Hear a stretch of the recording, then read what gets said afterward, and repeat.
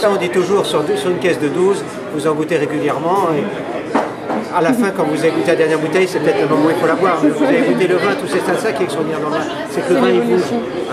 La bouteille que vous goûtez au mois de juin, elle ne goûtera pas la même chose en hiver, elle ne goûtera pas la même chose 2 ans après. Donc quand vous achetez une bouteille, vous goûtez différents moments en fonction de la pression, en fonction de celui d'orage, en fonction de vous-même, dans quel état vous êtes. De l'émotion. Et le vin c'est un peu aussi un reflet, c'est un peu une glace par rapport à ce qu'on est, par rapport au monde.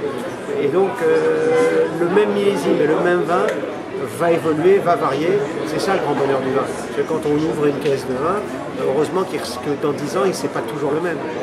Il va vivre. Il n'y aurait pas autant de gens qui seraient fans de vin. Je ne sais pas si je verrais aussi bien que mon vin, mais en tout cas, il va vivre.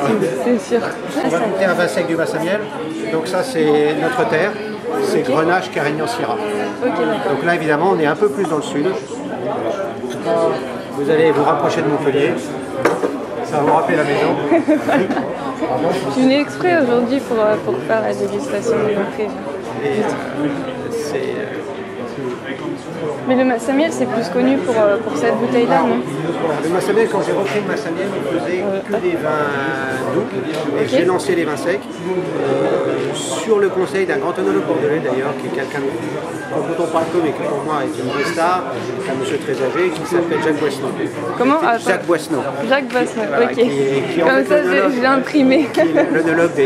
Qui a été l'œnologue des grands crus classés, de Margaux, Lafite, et qui a surtout repris toute la clientèle d'Émile Pénaud. Alors si vous regardez un peu les grands œnologues du vin... Celui-là, je le connais. Émile Pénaud, ça va. Voilà, c'est le disciple d'Émile Pénaud. Et quand j'ai racheté le Masamiel, il est venu faire l'audit avec moi. Et on a tout de suite vu que c'était un terroir pour faire des grands vins secs. Et on a lancé les grands vins secs au Masamiel, qui aujourd'hui font 40% de la production et commencent vraiment à être connus dans beaucoup de pays, surtout à l'étranger, hein, dans les nouveaux pays comme les États-Unis qui ne buvaient pas beaucoup de vins secs.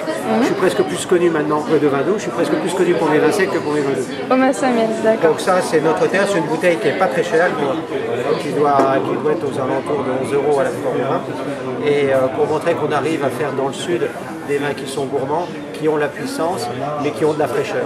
On peut souvent reprocher au vin du sud, c'est des vins lourds. Et là, vous avez en même temps de la fraîcheur et en même temps quelque chose de très gourmand et de très sudiste. D'accord. Je vous dis merci pour la vidéo, merci comme ça. Merci Olivier. Et à bientôt. Et en tout cas, n'hésitez pas à venir avec votre caméra au Masamiel quand vous voulez. Hein. Avec plaisir.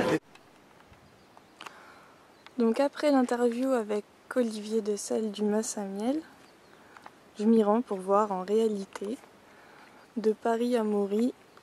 Voilà ce que ça donne à Maury, le Masamiel.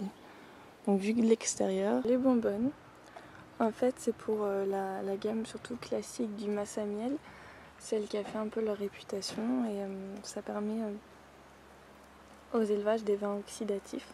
Donc de leur gamme classique, les vins sont entreposés après mutage 1 an dans ces bonbonnes. Et ensuite, elles vont vieillir en foudre pendant plusieurs années, de 10, 15, 20 ans ou plus longtemps. Et le caveau de dégustation et de vente. Donc on va voir à l'intérieur ce que ça donne. Le caveau.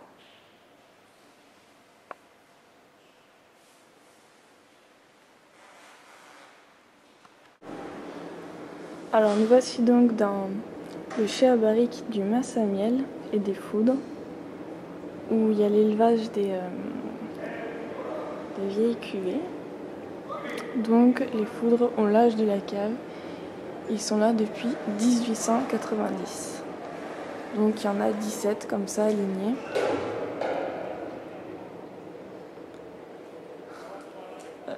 Ok, avec quelques cuves inox. Et voilà, donc ça on est dans la partie ancêtre de la cave. Faire un petit tour. Donc on voit des foudres de 350 hectos.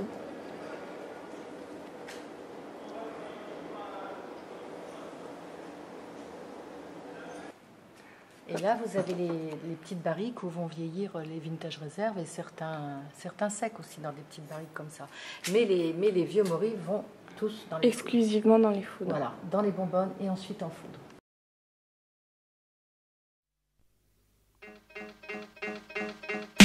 Oui, c'est ça. C'est fait pour être bu, le vin, c'est pas fait pour être dégusté.